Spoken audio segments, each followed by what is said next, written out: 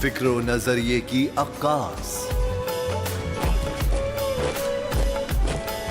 سرفرازی کا گواہ، یعنی ہم سب کا نگہبان پاکستان۔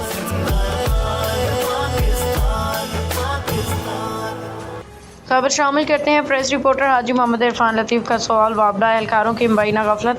نواحی گاؤں 104/12 میں خطرناک صورتحال کا سوال کہ نواحی گاؤں 104/12 میں قائم government high school for boys کی دیوار کے ساتھ نصب وابڈہ کا مین لائن والا کھمبا گزشتہ 2 سال سے عارضی سہارا لے کے کھڑا ہے، مگر یہ کھمبا خطرناک حد تک جھک چکا ہے اور کسی بھی وقت زمین بوس ہو سکتا ہے۔ کھمبے پہ سے گزرنے والی بجلی کی مین لائن نہ صرف طلباء و اساتذہ بلکہ راہگیروں قریبی گھروں کے مکینوں کے لیے موت کا سایہ بنی ہوئی ہے۔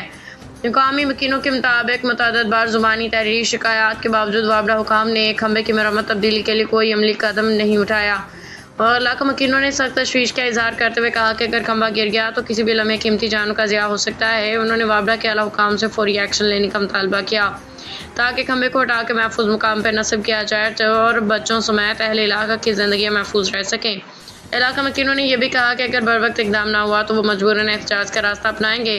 اس کی تمام تر ذمہ داری وابڈہ انتظامیہ پہ عائد ہوگی۔